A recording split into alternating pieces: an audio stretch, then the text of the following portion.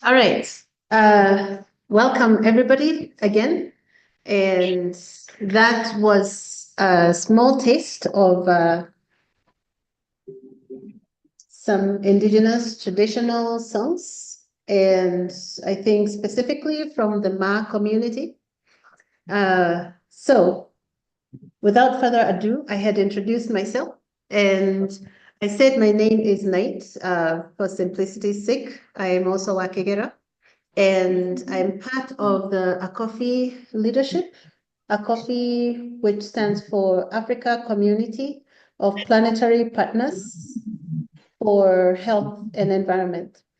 I request that we all try and keep ourselves muted unless we're speaking, just so that it's easier for all of our friends and colleagues to hear what's going on. Please feel free to introduce yourself in chats. Feel free to put your videos on so that we can see you. That would be great. And say what you would like us to know about you on chat. So I am moderating today, and I'm very glad to be moderating this event today because it's a very special event, and we also have a very special guest that I'm very pleased to be the one to introduce today. So I will request Hillary to please post our events schedule on chat. I'm not sure if that has been done yet, but if Hillary, you could please share the schedule on chat, that would be great, so that everyone can see what we're doing. But right now, what we will do is it's really a welcome and opening remarks. So the first thing is to introduce this day, like what are we doing? And we usually refer to this as the first Friday global gathering within Acopphe. This is the first Friday of the month. And so in Acopphe, we do have this gathering where we're celebrating or having conversations about topics that matter, especially to the well-being of us people, the well-being of our plants that we interact with and we eat, and that's a part of our environment, and also our animals. But in short, also looking at planetary health, the health of our planet. So First Friday Global Gathering, we call it in short Ffgg. And maybe as I speak some of these important things, we can have someone, Hillary or James, post them so that the team can know. First Friday Global Gathering.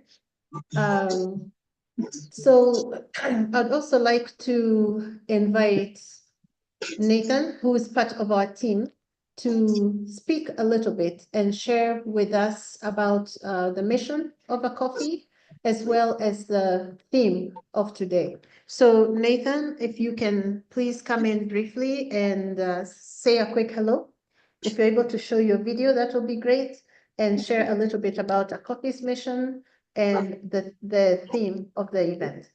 But before you come in, I would just like to do a little bit of grounding, to be thankful, for us to think about the places where we're at right now, to think about the people who have taken care of the land where you are right now. I am currently sitting on the land of the Agekoyo people, and I'm very glad that they have loved and taken care of this place until now. And that is how I am able to be here and share with you guys. I know that you are all in spaces that have been well taken care of others, and it's always good to be thankful to those who came before, who have taken care of this place, that place well enough for you to be there. So Nathan, if you can please come in, welcome, and share with us about Acopphe's mission and about the theme of today.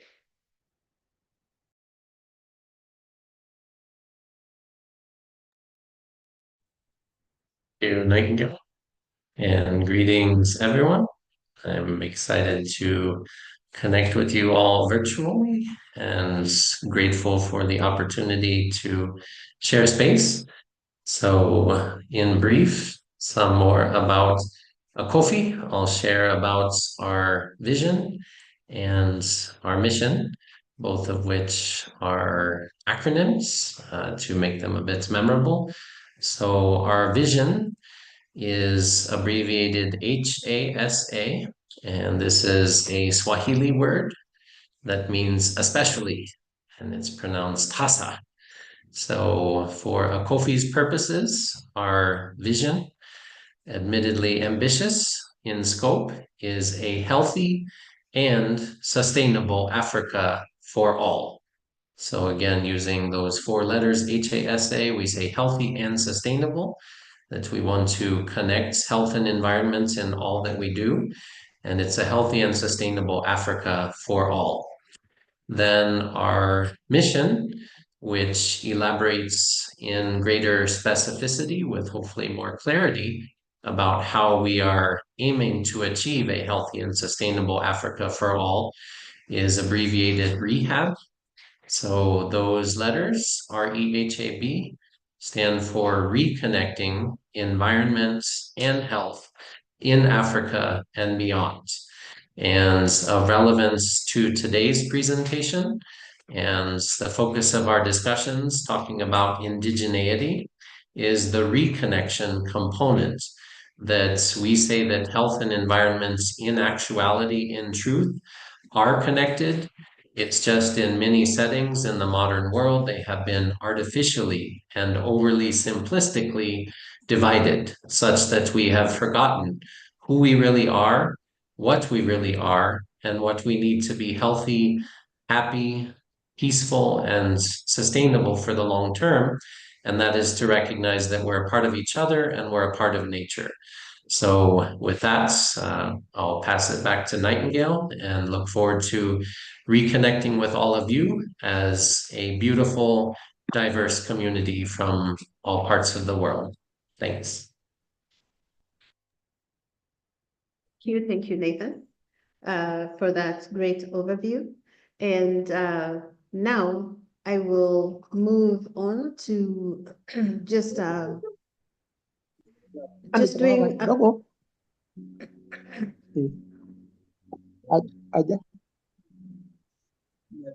if you can mute yourself if you're not speaking. Thank you. So yeah, the other thing that I would just like to highlight a little bit is to do a callback to our month of March and also talk about what happened in the month of February. I know that in the month of February, we celebrated the International Mother Language Day, and this is where we really brought close and brought out the importance of the languages in which we were raised. And in a lot of ways, not just our mother languages, but the places where we found ourselves.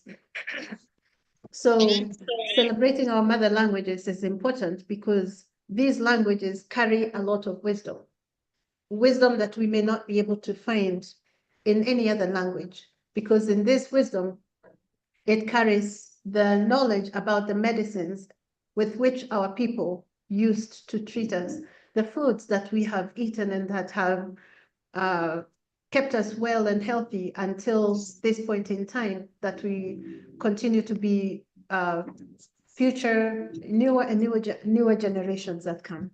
So again, the importance of Indigenous knowledge tied to our languages is so important, and culture as well. So I also would like to speak a little bit. Actually, I would like to invite, I don't know if my son is settled enough. I know my son was on transit, but my son, if you're settled enough, if you could touch very, very briefly on the conference that's coming up in August and Climate Week, that would be great. And the launch that we just had. My son, if you're able to just say very briefly about that.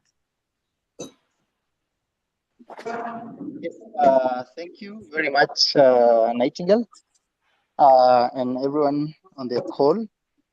Good evening, good afternoon, good morning. This is Mason Kipila. I am Partnerships Officer, Acopphe, and I believe that you've been given a little bit introduction about who Acopphe is, and so I have been given an assignment to maybe mention uh, an event that we have this August, from the 3rd to the 9th of August. It's a climate week, and it's named African Universities and Communities Climate Week. That is AUCCW, and within AUCCW, we have uh, two events. We have Hearts for Climate.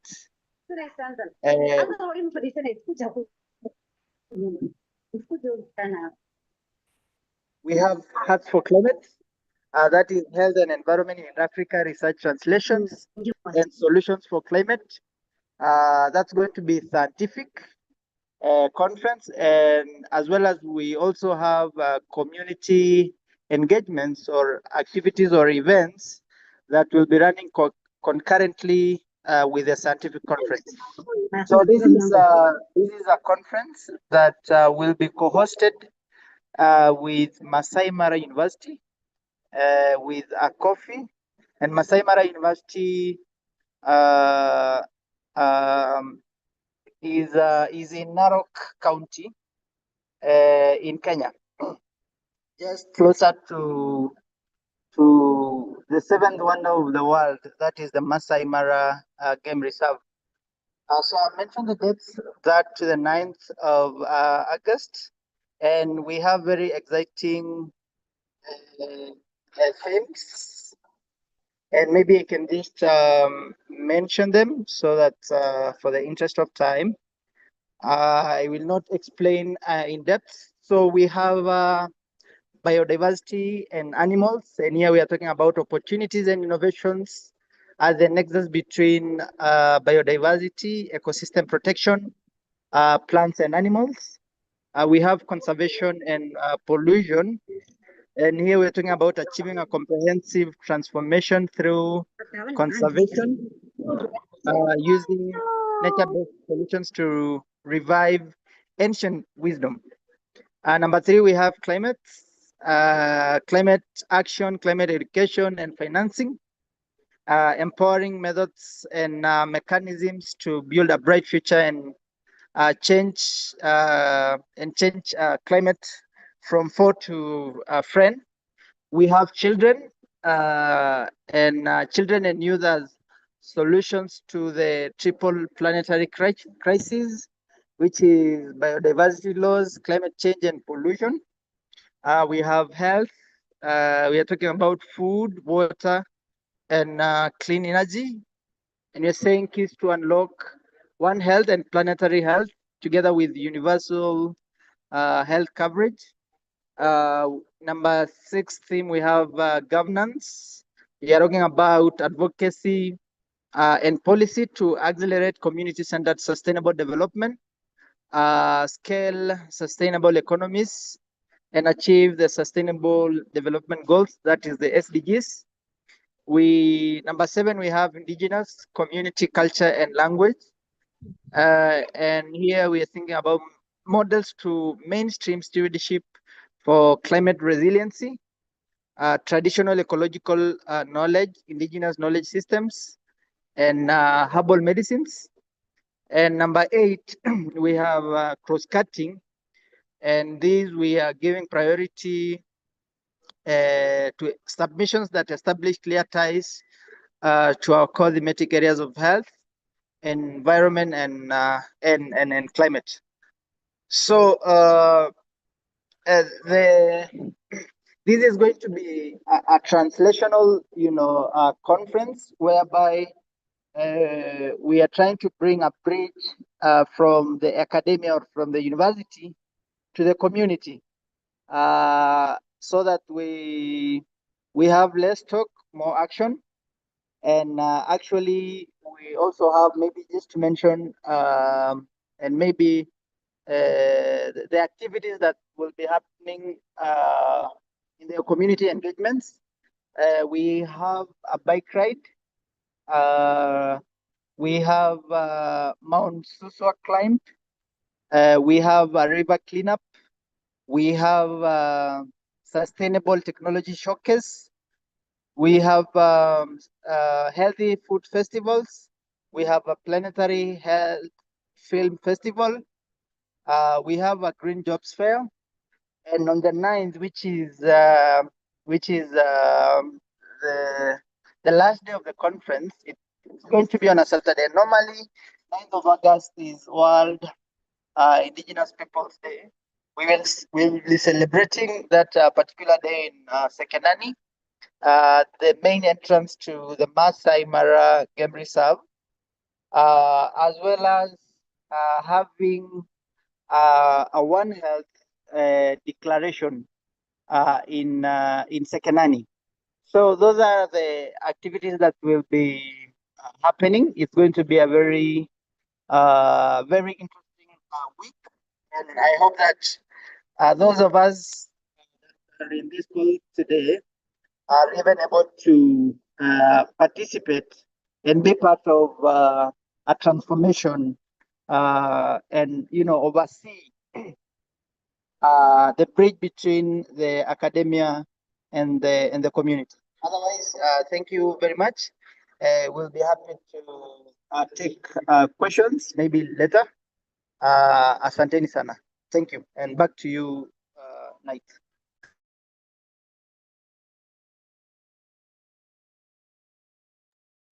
Thank you very much, Mason, for those updates. And I know that it's quite a bit, and so we will welcome questions at the end, but that's just to give a brief overview of some of the good things that are coming up. But for today, we have with us here a very special guest, and he is here to celebrate with us World Health Day, which is coming up on Monday, the 7th of April, but we celebrate it today. Again, like I said, on First Friday Global Gathering for us in Acopphe. And here in chat, I have just said, I've just reposted something about what we're doing for today's First Friday Global Gathering, that our overall title is Indigenous Wisdom and Our Health. And here we're celebrating World Health Day by building a common framework for community-centered action. And so like I said, or like is posted, we are really shining the light on Indigenous wisdom, Indigenous knowledge.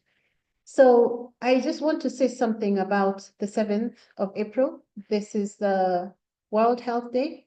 It's a day that marks the establishment of the World Health Organization, an organization. It's a specialized UN organization that is devoted to global public health. It was established in 1950. And so the theme for World Health, for this year's World Health Day is healthy beginnings, hopeful futures. So in order to reduce avoidable deaths and promote the long-term health of mothers and newborns, the campaign calls on the government and health organizations to fund high-impact initiatives that increases maternal and newborn health and survival. So that's what is the theme globally. But for us today, we're looking at the importance of Indigenous knowledge, the importance of culture in this conversation about our health and the health of our environment. And so I get to the best part of it. And this is to introduce our very special guest, who I refer to as SG. And I'm going to introduce you. And if SG, by any chance, you're able to show your face, you're most welcome, but no pressure, because I also know that you are doing a lot and you've been traveling. But I want to introduce Mr. Daniel Ngoitoi Kipilosh. And he is the Ma cultural chief. And this means that he is really the person who's in charge of all cultural chiefs in the Ma community of East Africa. And he is taking a very crucial role because he's bringing together all of the Ma-speaking communities, from the Maasai community, the Samburu community, and people even in Uganda and Sudan and many other countries together so that they can speak with one voice, understand each other, get to know each other and why they are where they are. And again, it's just to weave together that network. But he is also the Secretary General for the 29 Ma-speaking communities in East Africa. Sorry, I spoke ahead of what I have here. So he's also the current chair for the East Africa Council of Ma Cultural Leaders in Arusha, Tanzania. And additionally, he is a member of the Institutional Research Ethics Board of Masai Mara University that is located in right by the Masai Mara game reserve. And he's also the current chairperson of the Masai Mara University Alumni Association. So he has been working in the NGO field and in social work for over 10 years, and basically has focused a lot also on the transformational development and social welfare of communities both in Kenya, East Africa, and the larger Africa. So,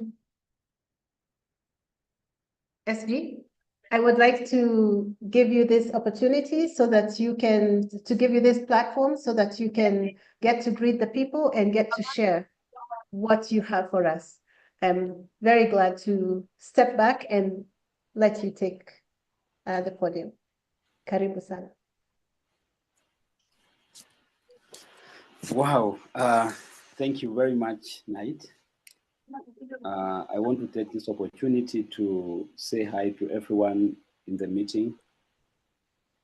And I want to welcome again all of us for this very important session that we are going to share together. But I would like to say something about myself for the sake of clarity and for the people who are hearing you for the first time.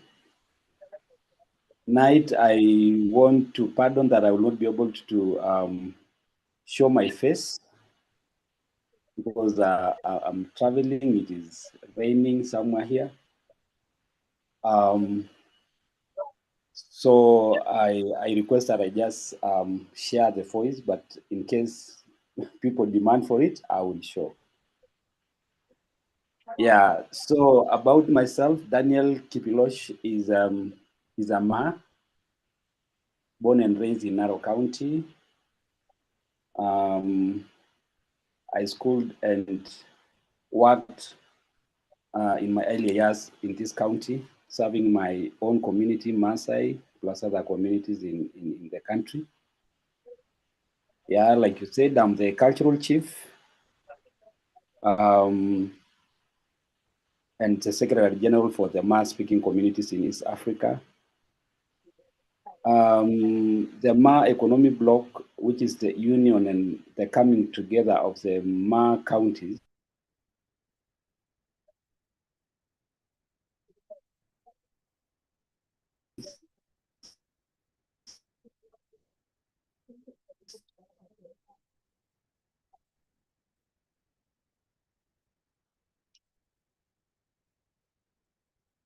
cultural activities within the Ma speaking communities in Kenya and beyond. For those who again probably don't have a lot about the Ma, we have Ma communities spread in 11 counties in Kenya. We have another big, larger group in Tanzania who occupies 17 districts, majorly in the northern part of Tanzania and in southern parts. We also have Maasais in Uganda who occupy a district called Moroto district. And we also hear that there are so many remnants of the Maasai spread in larger part of African countries, especially the eastern part.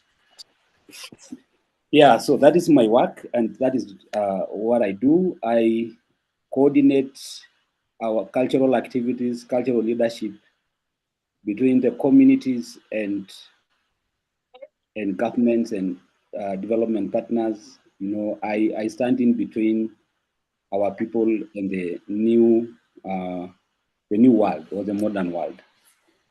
So that is a little bit of my introduction. I'm happy that I've seen several members in this group from Masai Mara University. I'm a proud alumni of Masai Mara University and a proud member of IREC. This is a research ethics committee within the Masai Mara University. And I also speak on behalf of the Masai Mara Alumni Association as the current chair. Yes, so coming back to what I was asked to do for today as a special guest, I was told to speak on indigenous wisdom and our health. And for introduction purposes, my presentation or my speech will be biased on the people I represent, because that is what I know, and I just pardon, because a lot of indigenous wisdom is stored in people and communities. And so I will speak on the perspective and the worldview of the Ma communities in Africa. Yeah, I hope I'm clear to everyone. Yes? Yeah, you are clear. Yes. Thank you. So I proceed. Yeah. There's a point of introduction. The indigenous wisdom of the Ma speaking communities is actually shaped by the worldview and the cultural practices. And therefore, all the wisdom and all the practices that we're talking about here is rooted in traditional way of life and cultural practices which are related to their animals, related to medicine. It is related or rooted to environment around them. And it is also rooted to the universe, because the Ma communities in their way of life interact a lot with the worldview around them. And so this wisdom and this tradition that I'm talking about is stored. I know many times when you go to a university or an institution of learning, you have a library of information.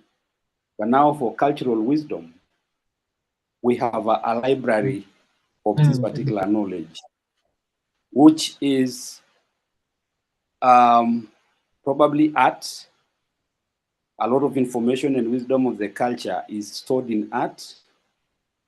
when you talk about art, there are so many activities around art and carvings, woodwork, all those kind of arts that I'm talking about, beadings. But a lot of wisdom is also stored in songs. Yeah, it is stored in several songs. People have songs for their leisure time. People have songs to praise their nature. People have songs, you know, for happiness, for enjoyment. And so a lot of wisdom is stored and communicated through songs. And that is very key to the indigenous communities, I think, across Africa. But again, a lot of information or wisdom of these people or this group or these indigenous people is also stored in oral literature and poetry. There are stories about the past, stories about the origin of this particular community, stories about the origin of what we see. It could be even the reason why we occupy certain places. It could be stories about the territories we occupy, migratory routes, stories about creator, God, Enkai, who is the creator of the universe. But again, chanting and recitals is also a store or a library of information, because when people go, or when Morans or Morans go for a raid, or even hunting, or anything to do with that, either to another community or something like that, a lot of chantings. These are kind of songs that are emotional and it encourage people, inspire people to be able to work hard and to be able to have courage in life and to be able to fight for their own spaces. But again, I will also want to touch something on traditional leadership systems that is also a very strong, I can say, avenue where a lot of wisdom and knowledge of the people is also found.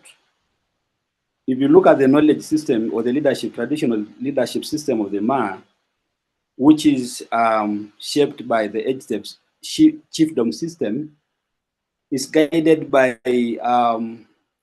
wise men.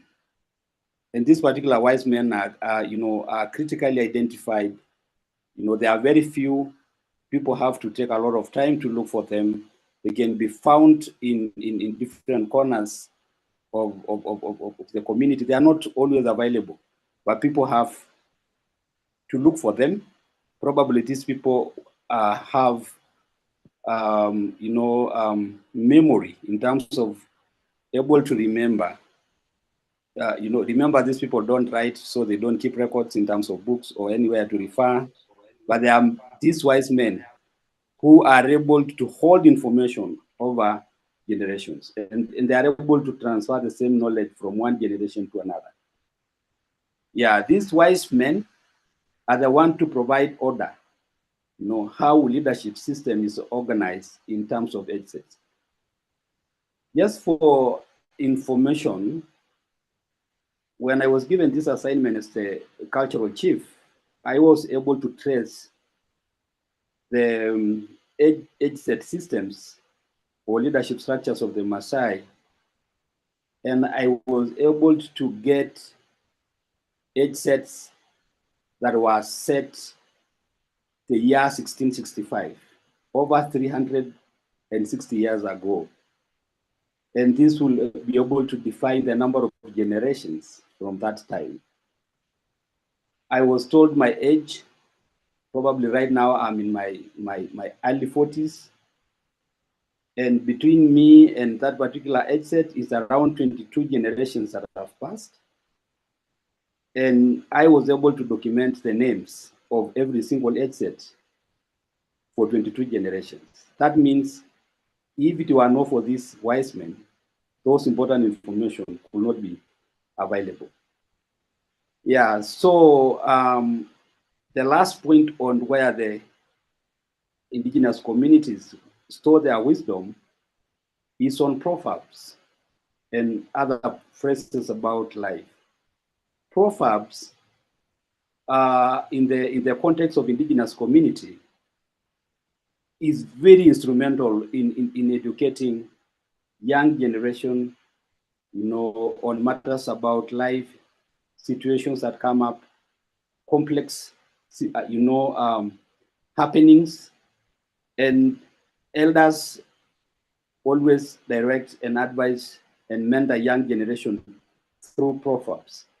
Proverbs is very important in the conversation of the indigenous communities, and especially to encourage, to educate, and to train people through life.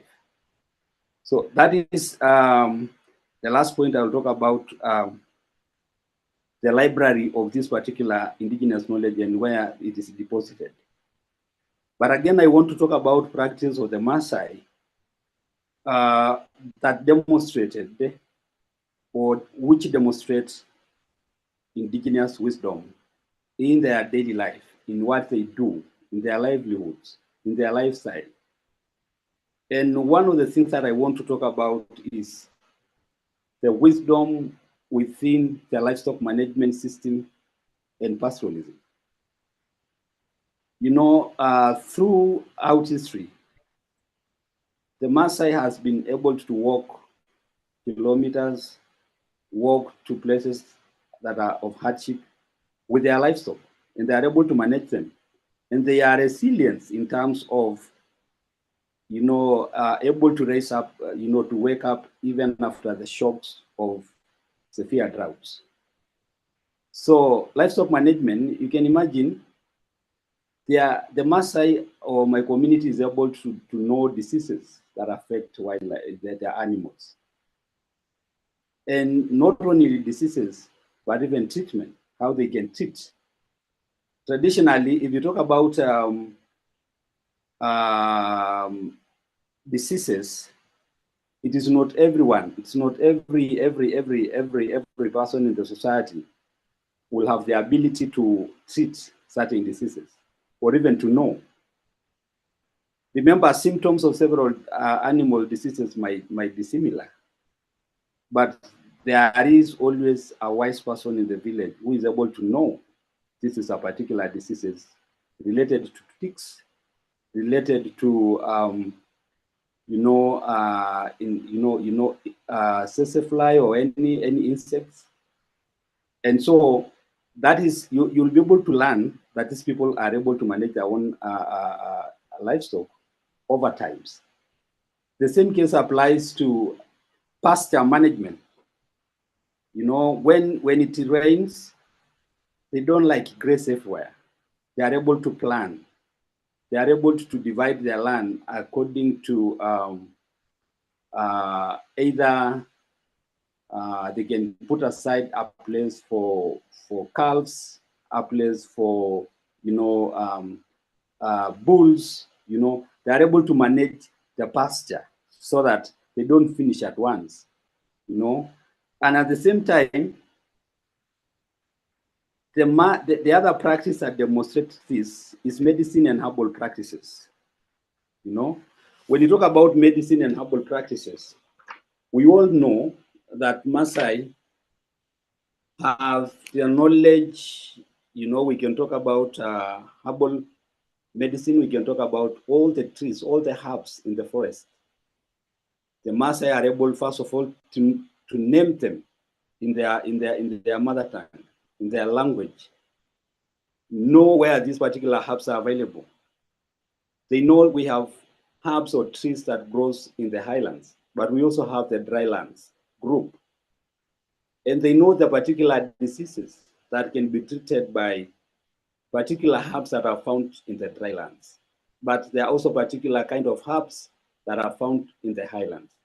And so depending on where you are living, you'll be able to learn around the environment there and learn about the herbs that treat specific diseases within that particular locality.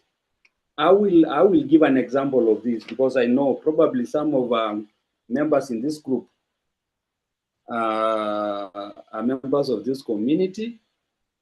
I know how they minister all these particular herbs for treatment varies, but commonly they prepare these particular herbs and they administer through soup. You know, this they can slaughter a goat or slaughter a cow, and they are able to prepare a soup. And this particular soup is is added some kind of herbals that treat specific diseases. For example, if you want to treat sexually transmitted diseases or respiratory problems or common colds or malaria or TB or asthmatic conditions or even general pain, there are specific herbs for that specific ailments. And so some are administered through that particular soup, and others can also be administered. You know, they can only get a very fresh fat, liquid fat from the animal, and certain herbs are added to it, you know, to boil for some times, and someone is given to take raw, the way it is, and that is believed to treat, you know, a certain kind of diseases that probably might not require, say, for example, treatment from hospital or anywhere, but they can be treated through that. They also have specific kind of treatment or herbals for pregnant mothers.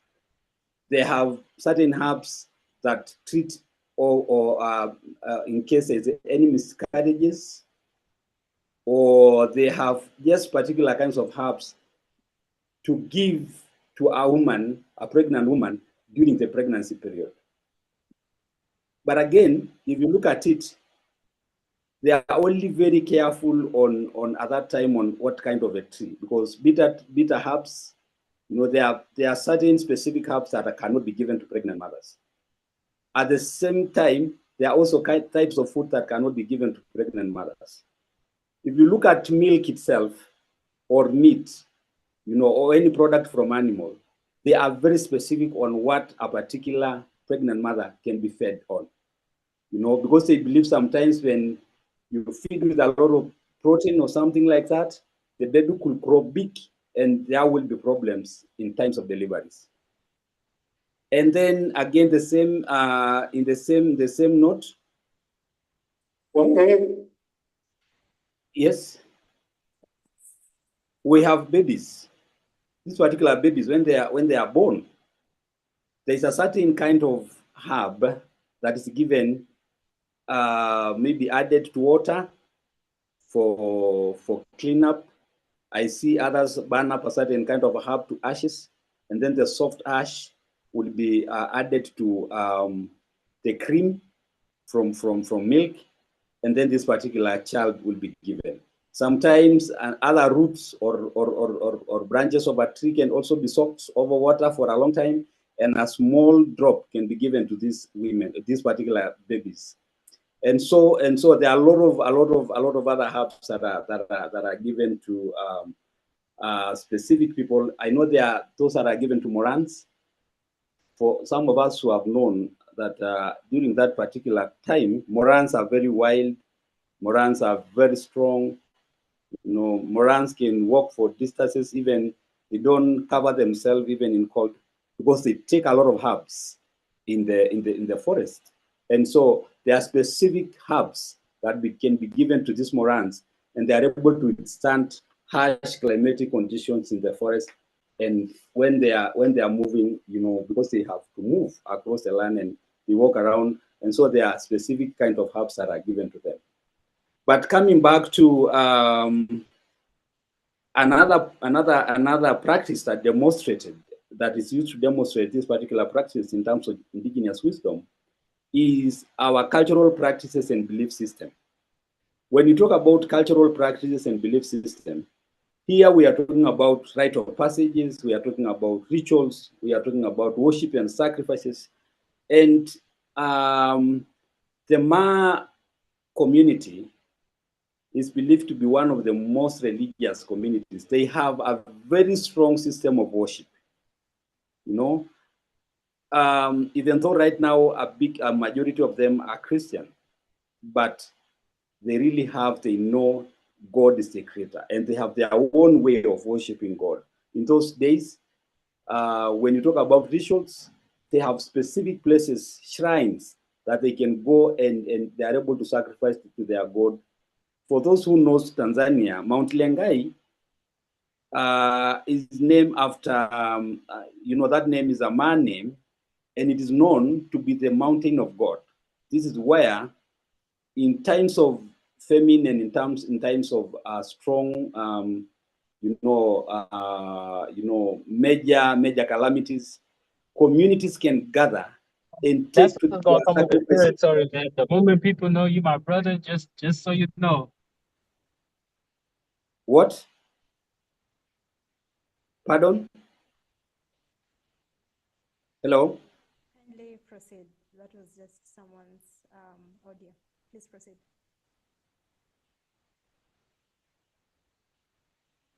Are we together, team? Yes, we are. I think that was someone who spoke with they were just doing their own business and they Oh, spoke sorry. into the microphone. Yeah. Then to continue, I was talking about Mount Lengai. This is where the Maasai will take their sacrifices of worship to their God. And in the ancient days, they literally take sacrifices of their cows, their lambs, and they go light up what do you call it? A fire of sacrifice. We call it olasar in our language. And so they take it up to the hill and they lit a big fire, and then they burn their sacrifices there as a sign of communicating to God. And they believe once they go there, God will be merciful to them, and rains will come, and their animals will be healthy. And so that is one thing I will talk about. I will say in terms of worship and sacrifice. And there is a wisdom, and there are people who are known specialists for that. When we also talk about environment and ecology, our people have a lot of wisdom in seasonal calendars. They are able to know, they are able to see the movement, patterns of the stars in the sky. They are able to say this, but because of this particular star, this is going to happen. Because these particular stars are grouped together, this is going to happen. And they are also able to say, this particular star is not good. And so we need to do something because the future is not promising. They are able to detect or to know what God is communicating by looking into the sky. They are also able to see the patterns of birds, how they move. Some birds will move from Lake Nakuru to Lake Natron at night. And when they go, to Lake Natron, and when it is time to come back, or certain birds will be seen, then it is a communication that something is going to happen. Some trees will also shed their leaves, and that is a communication. A certain tree will also, shoot their leaves even in dry season, and that is an indicator that rain is always, almost to come. We also look into the inset signs of goats. When they slaughter, they are able to say, "Oh, you guys come here. Let us study this particular intestine of a goat or of a cow," and they are able to see, and they can say, "Oh, this is going to happen. Diseases are coming. Diseases are not coming." And so, to me, that is wisdom. They can also see a behavior of animals. Some animal behave, and whatever strength they see, they can be able to interpret and say something about it. So I will also say that the same thing about ecology and environment. There are specific trees that are used for ritual purposes and traditional practices, and they have to be protected because they are sacred trees, that are only available at sacred places, and people need to go for distance to look for it. But now, when you talk to technology, I will say there is kind of technology that these particular indigenous communities always use in their practices. So one of them, if one of you have ever seen the cowbells, how it is made, you know, this is a well made kind of a rope, but it is put in the neck of the cow, and the bell is you know, hanged there. How it's prepared requires, you know, not an easy process. Remember, it is going to be buried for some weeks in the middle of the kraal, and then for some times they realize, they are able to know that it is now smooth to be cut, and they realize again it is now smooth to be able to you know, to make now the threads. You know, it can be between 4 to 6 to 8 to 12 threads, depending on the kind of animal that we are going to put it on the neck. So that is a kind of specific, you know, a very unique knowledge that you can find there. See the stools, they are able to prepare stools. They are able even to do branding of their cows. If you ever seen the patterns, which everyone in Ma has its own pattern, has its own brand. You know, that kind of knowledge is not also not easy. And then the other thing is, if you see what they do in their bodies, the body marks that you see in their bodies, removal of teeth, piercing of ears, even circumcision. It is an operation that no one has ever trained them, but they know how to circumcise boys, and in those days, even mutilate girls. That is you know, a certain level of wisdom that many of us will go to school to learn on how to do operations, but they can operate. They can even, you know, if you ever seen that tattooing, you know, the marks that are put in the skin of Maasai, they require a certain knowledge, because if you want to to remove teeth or circumcision or piercing of ears, remember the seasonal calendar. They don't do it any other time, but there's a specific month of the year that they know wounds can heal quickly, you know, and then they know there is plenty of water, there is plenty of food around. So when someone is sick, they are able to nurse, you know. So that is a specific kind of knowledge. If you see again, if you ever seen this, how they make the shield, you know, the shield, we all know the shield, we know the patterns, we know the drawings, how they make clubs, how they make spears, how they make, you know, the beadwork, how they are able to make necklaces and all the things that you see. The beauty around that requires a lot of knowledge. So if you look at the traditional knowledge system, it's actually stored here. Because if you see a certain kind of necklace, they say this is for men, this is for women, this is for girls, this is for married, and this is a sign of a married woman. You have it in your ears, then people will know that you belong to someone. Yeah, all those particular kind of necklaces are symbolic, and they store a lot of information. You know, when I see you right now with a certain kind of you know, a necklace, it could even be something on your neck, or something on your hand. I'll be able to know who are you and what are you trying to communicate. So a lot of information was also stored in art, because if you look at the artifacts that we are talking about right now, when we are following the historical injustices, the artifacts also store a certain kind of information that anyone at any given time will be able to make meaning out of it.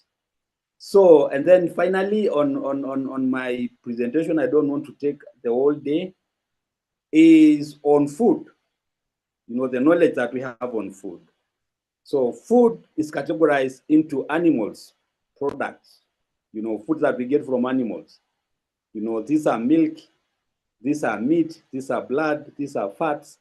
And there are so many products that comes out of every single product that we're talking about here. Because when you talk about milk, it is in milk that we are able to get fresh milk, that we are able to get, you know, for those of us, yogurt or lala or those kind of food, milk. You are able even to get ghee out of milk, and they know how to make it by themselves. If you look into meat, you know, meat is not just meat. they are able to make other so many products of meat. And this may include one common, I don't know English name, but we have certain kind of meats that are boiled, and then they are fat enough, and then when they are boiled and they're dry, you are able to pour the fat out of it, and the kind of meat that remains there that appear dry can be prepared to make two kinds of meals. One is they are going to mix it with blood, and then when they mix it with blood, you'll get something very delicious, and they call it munono in our language. But then if you don't want to if you don't want to finish it at the same day, you will still leave some meat and some fat, and you can store them, and you can preserve the same meat, and you can eat for probably even 3 months when the food, the kind of the meat inside the fat are still fresh. We call it orborda. But again, we can make, you can dry this particular meat, yeah, and allow them to dry for some time, and you store, and you will be removing a piece by piece every day. But you can go up to 3, 4, 5 months eating piece by piece. They are dried and they are stored. So, long ago they store. Sometimes back they store it above the fire. When for those of you who knows the typical manyato of the Maasai, the fire is always in the middle of the house. So just above it, around somewhere there, these particular pieces of meat called Israeli can be hanged there. And so some guys can have a piece day by day and it will never rot. So they also have the knowledge of preservation of this particular kind of food. Not only eating food, but they can also preserve. So those are particular kind of products that get from, and then we have, products from plants. And these are fruits. They know the kind of fruits they will eat, when to eat, because some fruits are poisonous when they are not ready, when they are not ripe. But at some points when they change their colors, people will still eat them even if they are poisonous from the beginning. Some food is also available in roots. There is food that is always obtained under the roots, below the soil. And fruits and roots and stems and branches of these trees can be used as food. And this is normally a food for the herds boys in the forest. This is a food for people who are when they are migrating with their animals. So I don't want to proceed from there, but I will say this particular kind of engagement or discussion will help us be able to discover the kind of wisdom and the kind of knowledge that our indigenous communities possess, that is not recorded, that is not captured in any academic papers. And I believe this kind of engagement will give us the opportunity to document what is not documented for the benefit of this generation and generations to come. Otherwise, thank you everyone for listening. I beg to stop from there to welcome questions and clarifications. Thank you, and back to Naiti.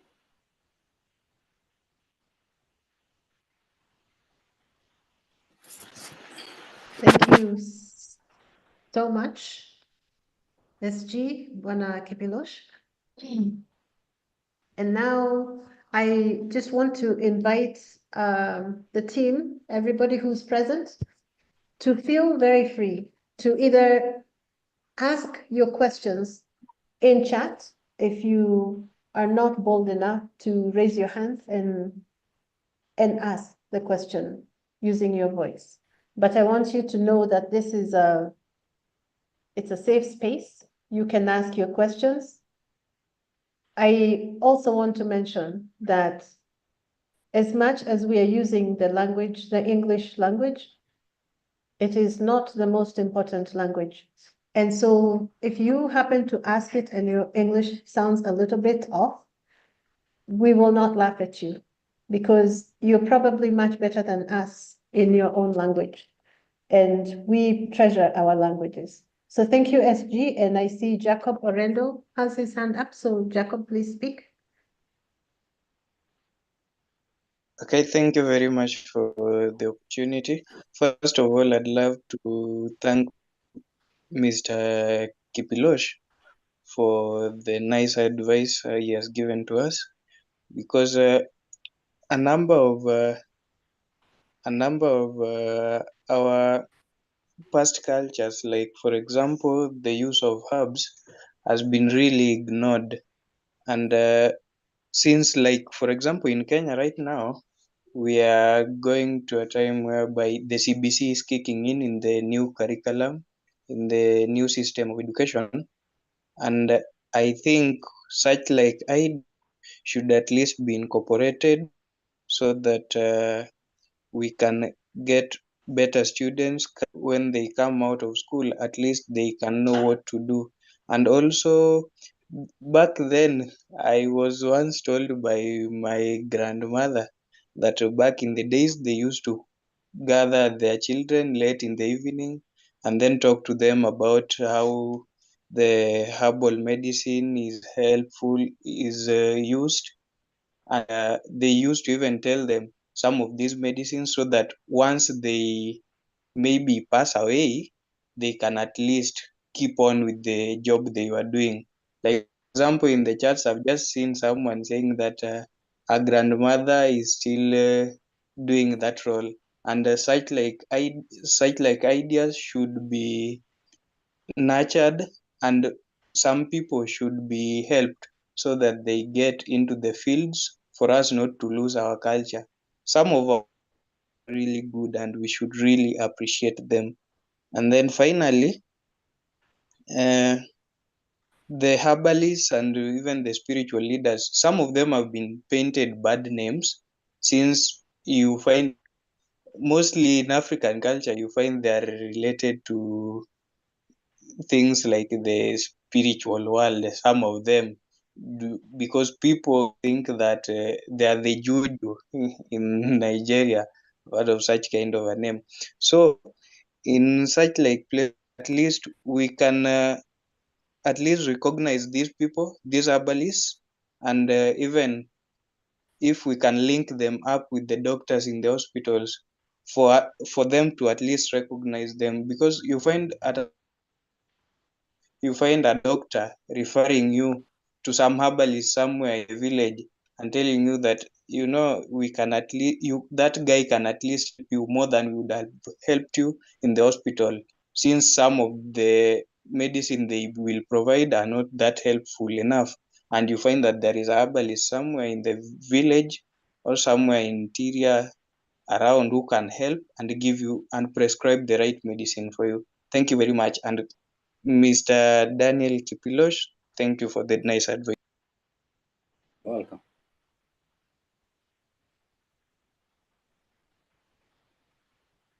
Yeah, I don't know if SG, you would like to rebut on anything there. But I just want to appreciate our speaker who just spoke and shared very openly about some of the issues that are there, like the criminalizing of some of these traditional healers and the systems, or I don't know a better word in English that would speak to that, and that it's important for us to take a step back and look at that there is that old knowledge, old way of doing things that is just older and a little bit different from maybe the newer knowledge that came, but it does not mean that it's bad and ugly. We just need to be able to understand it. And in the process of understanding it, we understand ourselves and we appreciate ourselves better. And then the world, I think, is a much better place for people who are able to understand themselves and appreciate themselves as part of the greater whole. Any more questions, comments? I also want to respect the fact that some people may not be able to raise their hands, and so you can just speak. Go ahead. Okay, thank you very much, Knight and the entire team. I'm very much happy. Hello? Please go ahead, Hello? Olemasago. Go ahead, Night, can I? Olemasago. Yes, go ahead. Okay, go ahead. thank you. Yeah, I was saying thank you very much. Thank you very much for this this forum. Wisdom or spiritual leaders. So I was talking about. I think I like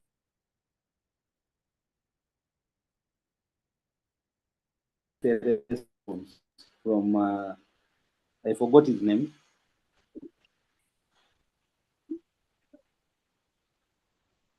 Jacob Okay. Borendo. Yes, thank you. Olemasago, you can speak after Kipilosh, please, because I think he was responding to that. Okay, Okay. so I was Yeah. just. Olemasago, just real quick. Can I proceed? Hang on a little bit. I think Kipilosh was responding to. Oh, okay. Yeah, Okay. and then you can come in. Sorry about that. I'm happy that Masago is in the meeting. Now, I was responding something on spiritual leaders. Many times, our spiritual leaders or traditional spiritual leaders are demonized, and when you happen to know Oloiboni, Oloiboni is someone who is feared. This person who is able to foretell the future. Is someone who is able to tell you what will happen to you in future. And so, but if you look at what they do, I know it. I've done a little bit of some research or something like that from other communities in Africa, and every community will seem to have a spiritual leader, someone who foretell what will happen to the community. So in our case, we have one in Narok, a place called Loita, an old Mzee from the generation of Olanana, the fourth or third generation, who his name is Mokombo. And this is someone who has a lot of power, you know, but the knowledge and the wisdom that he has might not be, is not being tapped simply because there is a big clash between him, what he believes and what he does, and probably what we believe as Christian in the church. And so we have no one is really taking time to listen, to tap the knowledge and the wisdom of this particular old man. But remember, Lenana, in his time, the history that we know, was able to do a lot of miracles, even during the colonial times, until the white men, the colonizers, you know, were not able even to, although we collaborated during the colonial or whatever, but the truth is they were unable to penetrate through the Maasai land because of the guidance of the spiritual leader. Yeah, so I think at that point it's very critical and it is very important. But again, he mentioned about something on oral literature or oral tradition where, you know, grandmothers and grandfathers will gather boys in the village around the fire and they talk about stories, you know, of animals, stories of herbs, stories of what happens. And that is what I meant by saying they are sharing proverbs. You know, proverbs are wise wisdom, wise saying of our traditional leadership system. So it's very important, and I think it's something that I need to mention. But I also want to add on top that the traditional birth attendants has a very kind of unique knowledge. In fact, in some hospitals or in some facilities in the rural areas, these particular mothers are given support in terms of gloves because they are able to to help in delivery, you know, and they know the kind of herbs that a lady is given or a pregnant mother is given, and they are able to give birth in less pain. You know, even after birth, they know what to give, this particular kind of herbs that they are given. So there is also a lot of health knowledge that is stored among our indigenous communities. Back to Knight. Thank you so much for sharing those insights, SG. And I will just step back so that we can see if Mr. Olamasago is still here so that he can, I think he was saying something. Olamasago.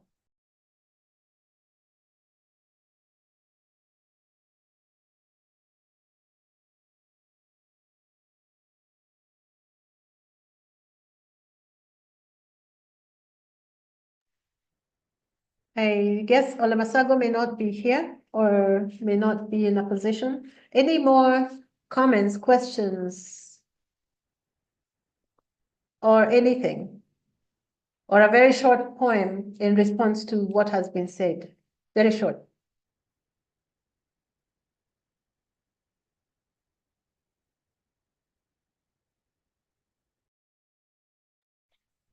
Yes, Jamlik, Lepa. Yes, just to appreciate Mr. Daniel Kiplosh for the insightful topics that he has shared with us this evening.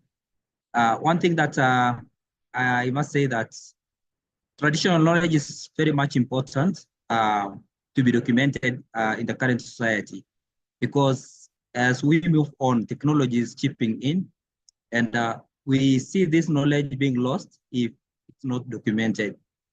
Personally, I grew up seeing grandmothers prescribing herbal medicines to pregnant women, young ladies, and that has worked for them. So my point is, this knowledge needs to be documented so that the future generations can also benefit from this. Thank you so much.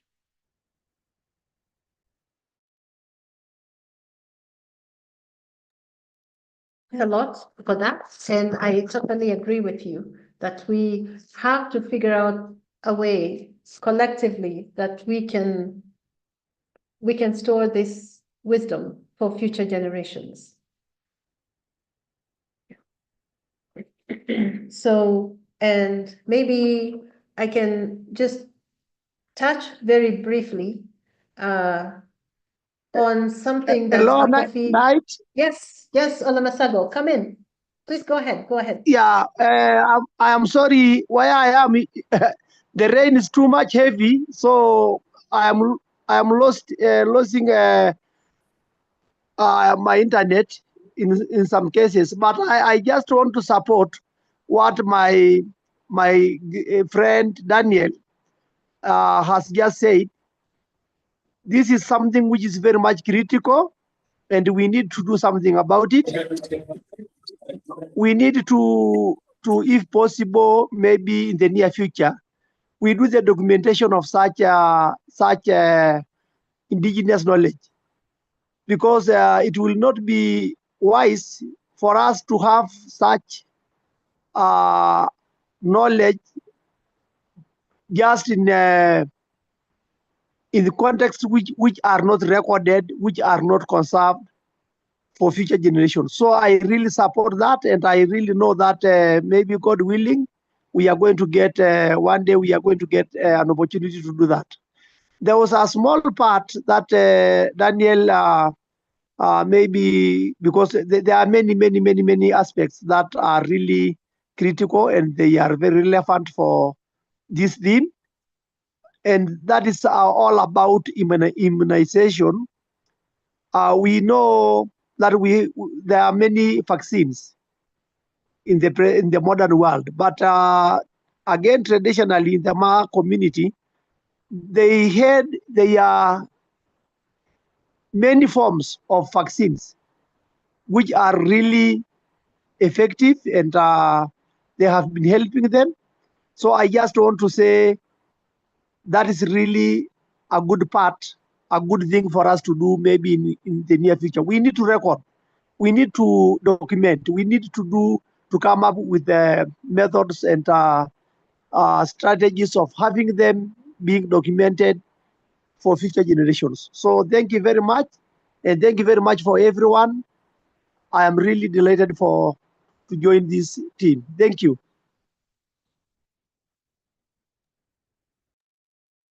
Asante sana, Mr. Olemasago. Yes, and thanks for all the good work that you're doing. I know you're one of the people who is doing a lot of work in the preservation of culture, highlighting culture within the Ma community and at Masai Mara University. So thank you. I want to say, do a time check and say we have just a few minutes, really to be precise, 7 minutes for us to conclude. So if you have a burning question, a burning comment, or anything you want to share, please take this moment before we close. I think engage Mr. Kipilosh, engage the people who have spoken, but just to say that it's been a beautiful moment hearing from SG Kipilosh and from the greater community that has so much wisdom. So anyone else would like to speak?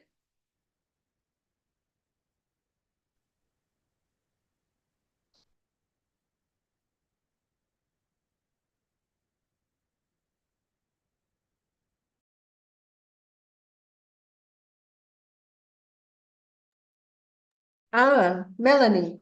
I see Melanie Belfield. And hi, Melanie. Melanie is saying, greetings, sir.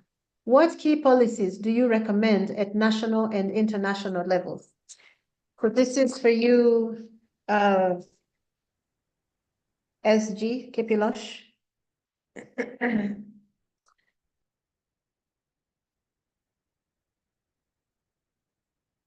I see that I'm not sure that Kipilosh is able to speak because, oh, go ahead. I think you might be. Go ahead, No, Kipilosh. I'm asking the question. What was the question? Kindly, please repeat again. Okay. So the question says, where is that question? What key policies do you recommend at national and international levels? Yeah, now it's clear. Now, if we talk about policies, one of the things, key thing that is actually not happening in when you talk about preservation of this particular kind of knowledge, protection of it, is the gap in policy frameworks within counties and within the national government. I'm aware there's a discussion about the national culture policy, which probably will have all these components that we've talked about. But I will recommend that probably at the county level,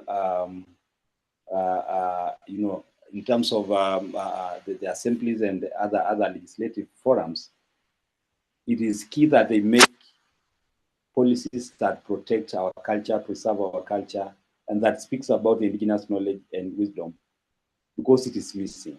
So maybe the response to that is that I know Kajiado County has a culture draft policy that is draft already, but there is no big push. And that is why we see a lot of abuse of our culture, because there is nothing that protects them. You see people using our culture to advertise their product. You know, they can use our culture even to make adverts around their hotels.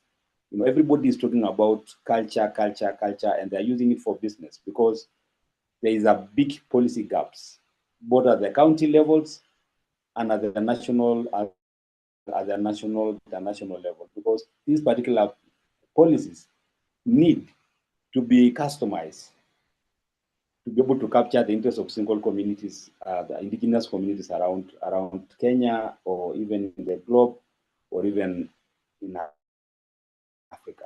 So probably it is an area that is not really captured.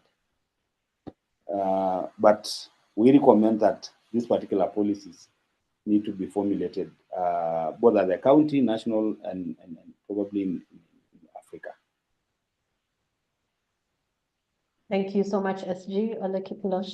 And I just want to add very briefly from our conversation the past few days that you talked about the importance of including this knowledge in the school system, in the school curriculum for the communities that that own and belong to this wisdom belongs to, so that it can be passed down, because now our children, instead of going to the elders, are going to schools. I just wanted to mention that one because you mentioned it.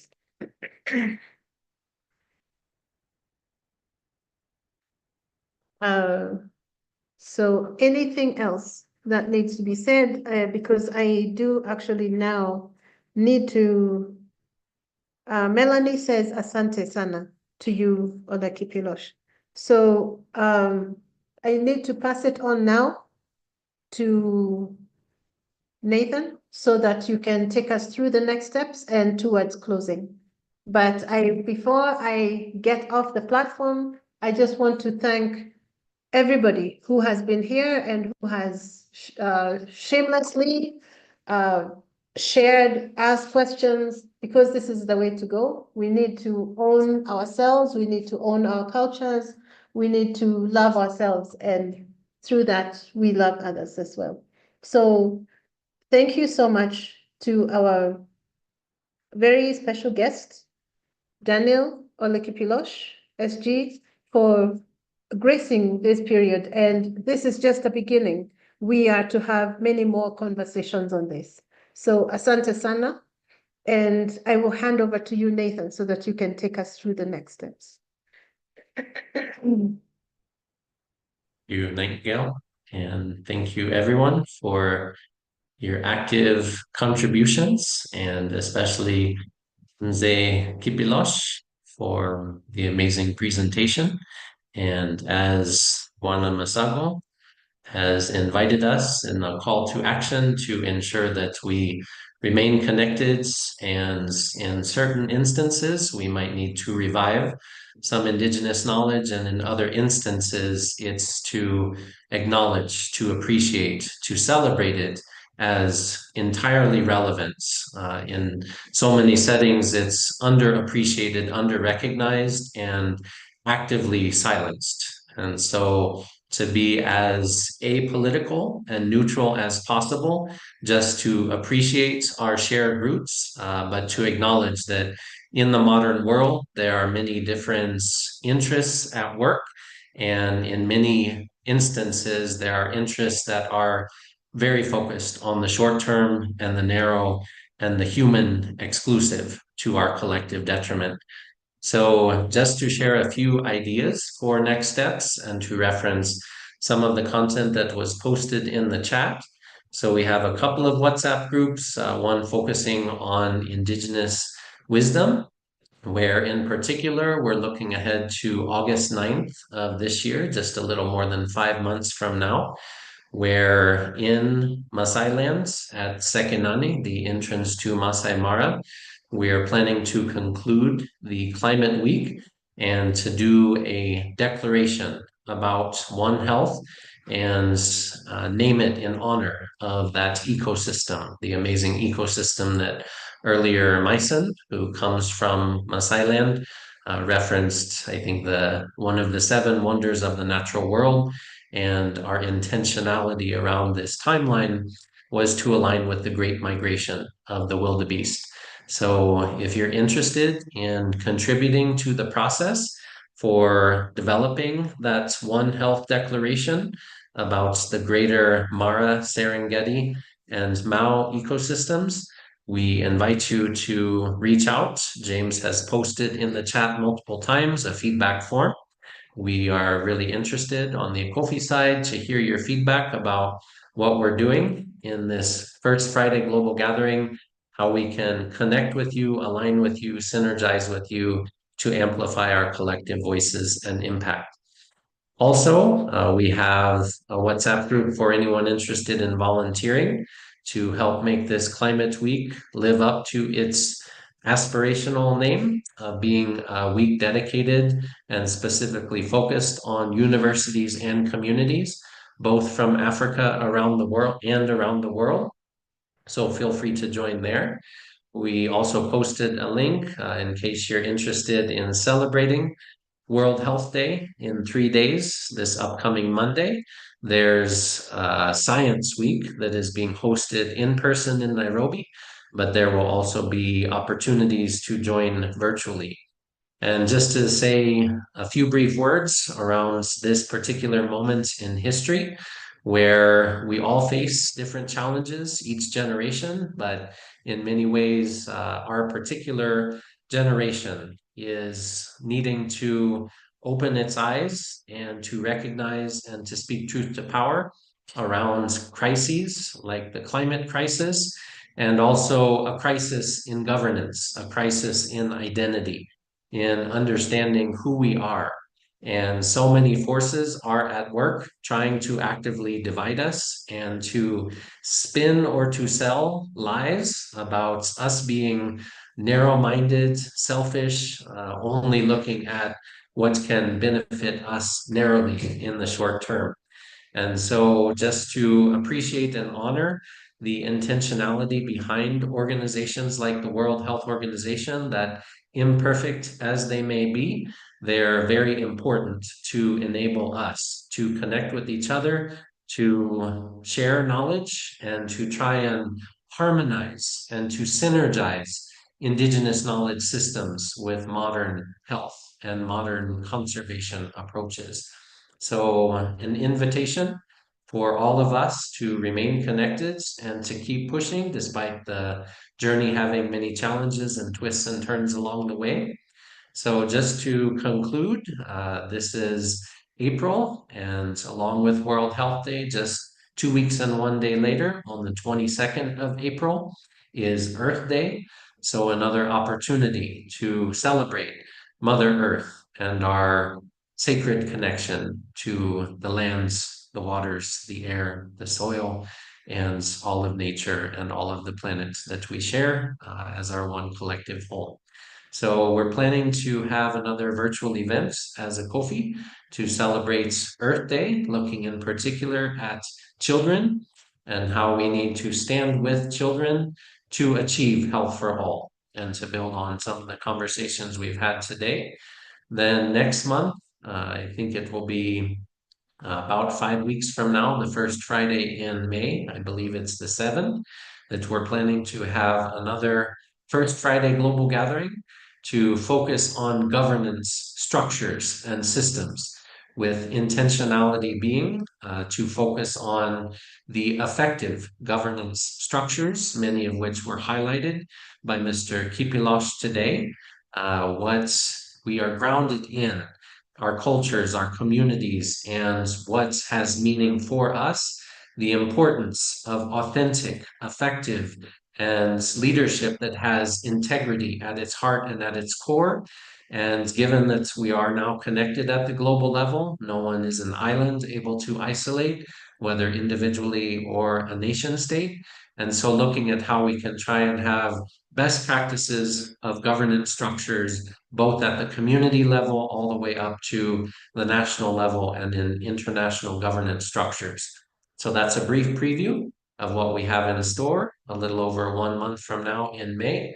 And again, to look at August and the big plans that we have, we're organizing these virtual events as build-up activities to the Climate Week. And again, we want to express our deep gratitude for sharing space with us, and to invite all of you to remain connected, to reach out, to give us your feedback, and help us to build a healthy planet for all people and all life forms, both now and far into the future.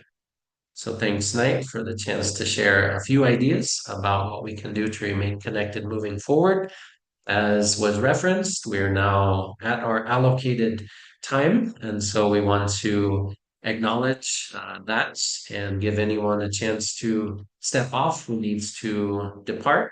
And otherwise, I'll pass it back to Knight to see, in case we have any more time, in case any more questions, feedback, or items to share before we conclude. Thanks, everyone. for taking us through those important points. So it's time to close. And I want to thank each one of you in a very, very special way for coming, for joining, for listening keenly, and for asking the questions. For those who did and for those who shared, thank you very much. And most importantly, to Daniel Olakipilosh, I know how your path has been the past few weeks, and so I know that this was a real sacrifice. I know that you have been doing a lot of work in organizing the Ma cultural event that's going to come up in Tanzania. That's going to be the first of its kind. And we really appreciate the work that you're doing for our communities and for all of us. So I just want to leave a little bit of space to just do it my African style, not the African style, but mine. We have 2 more minutes before we get to 40. So I just wanted to see if anybody has something that they want to say. And I want to also include Olakipilosh in this because you may have something you wanted to leave us with before we close, that you may say that, and otherwise, and at 41, because I already ate a minute, I'm just going to close the meeting. Asanteni sana, and welcome to Olakipilosh in case you have something, and anyone else.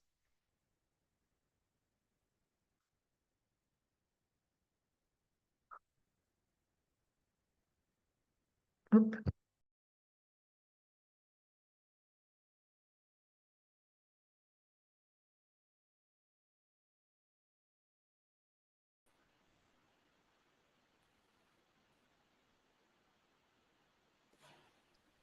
Olekipila. Okay, yes, keep it. Olekipilosh. Yeah, I just want to say thank you so much, Acopphe, for what you're doing.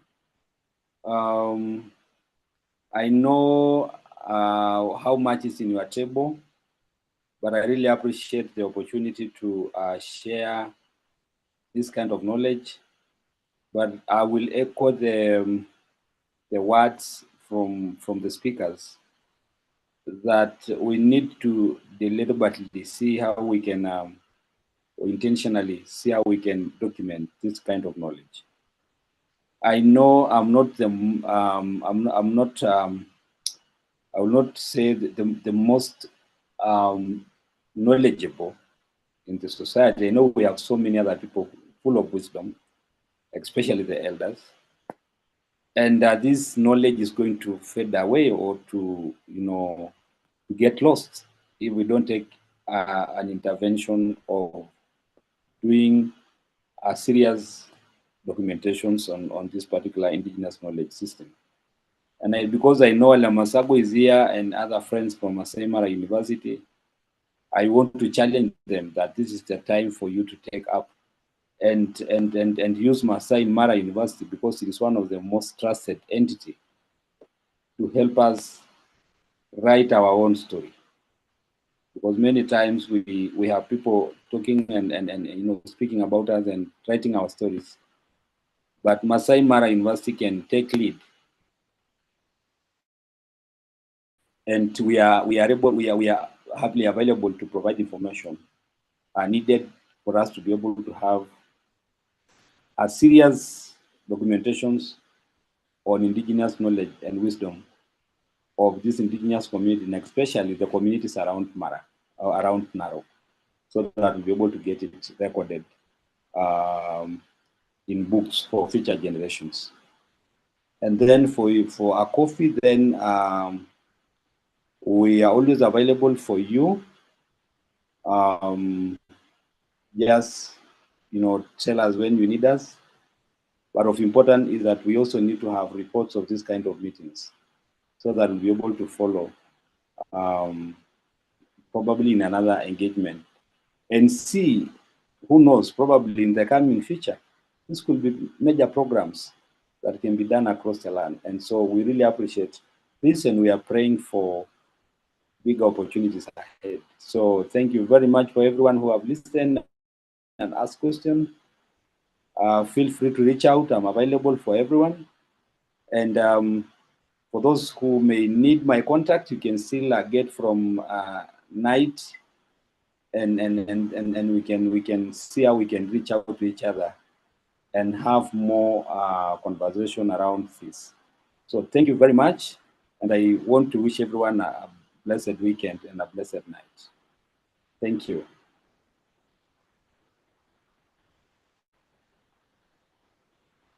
Thank you so much, Oleke Pilosh.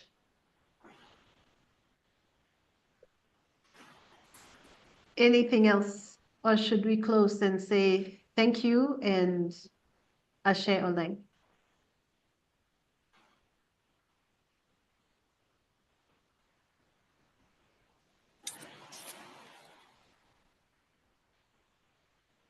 Ashe Oleng, Ashe Oleng. Have a very blessed night and weekend. Thank you, Ashe Oleng. So I will go ahead. I will just stay, but feel free to now leave at your own leisure, because I now call the meeting closed. Asanteni sana. Na kwaherini. Ashe Oleng. Asanteni.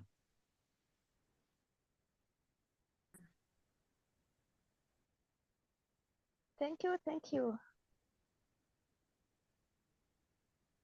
Karibu.